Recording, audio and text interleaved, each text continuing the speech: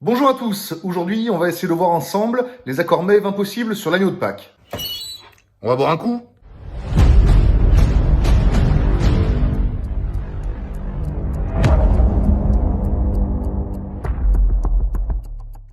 Déjà, le choix de la couleur. Pour un agneau de lait, on part sur du vin blanc. Pour un agneau de Pâques, on part sur du vin rouge. Maintenant qu'on a la couleur, on va procéder par élimination pour choisir le vin adéquat. L'agneau, c'est quand même une viande assez caractéristique, donc il faudra quand même s'orienter sur un vin qui va lui tenir tête. Il faudra pas que l'agneau prenne le dessus sur le vin, pas trop puissant non plus, pour pas que le vin prenne le dessus sur l'agneau. Donc en fait, il faut trouver le bon compromis entre les deux. Comme ça, d'entrée de jeu, moi je conseille de partir sur certains Bourgogne, certains Sud-Ouest, Bordeaux, plutôt rive gauche, Vallée du Rhône ou Languedoc-Roussillon. Petite chose à retenir, Pâques c'est aussi l'occasion de se rassembler en famille ou entre amis et d'ouvrir des bonnes bouteilles. C'est vrai qu'à Pâques on peut ouvrir des bouteilles qu'on n'a pas forcément l'habitude de boire le reste de l'année.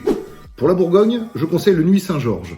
C'est un vin très complexe, très fin, mais avec une belle puissance, un beau caractère derrière, qui va bien tenir tête à l'agneau, sans être effacé, sans passer au-dessus. Pour les amateurs des vins du sud de la France, on aura deux possibilités, la Vallée du Rhône ou le Languedoc-Roussillon. Dans la Vallée du Rhône, je conseille de partir sur un Cornas ou un côte rôti. Sur l'agneau rôti, l'accord Mets vin est vraiment parfait. L'avantage de ces vins, la base des vins rouges, c'est Syrah-Grenache en termes de cépage. Syrah-Grenache, l'assemblage des deux, vous apporte un petit côté poivré épicé qui va compléter l'assaisonnement de vos vins.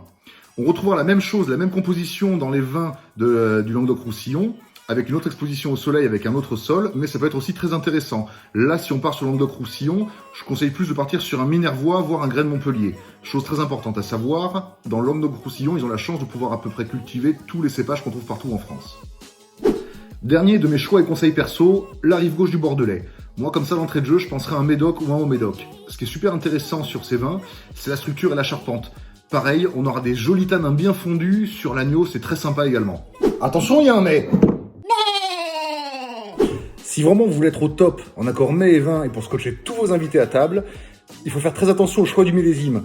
Le vin vieillissant va évoluer, que ce soit sur le goût, que ce soit sur la texture, sur plein de choses. Donc en fait, c'est à vous aussi d'appliquer vos propres goûts pour donner vraiment l'originalité du vin que vous allez servir sur votre agneau.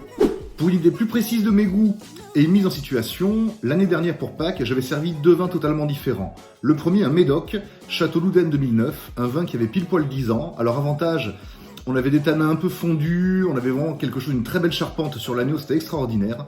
Deuxième vin, c'était un kiff personnel, dans la Vallée du Rhône de chez Michel Chapoutier, un Hermitage 2005.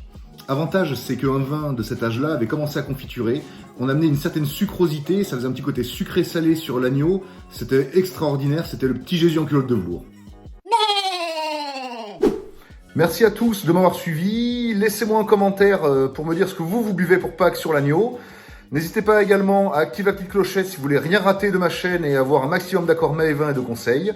Si ça vous a plu, bien sûr, le pouce bleu, l'abonnement. Essayons ensemble de partager en masse ces vidéos afin de créer une communauté et d'échanger vraiment. Le côté partage d'idées est primordial. Voilà, écoutez, passez tous un bon dimanche de Pâques, un bon lundi de Pâques et à très bientôt. Merci à vous.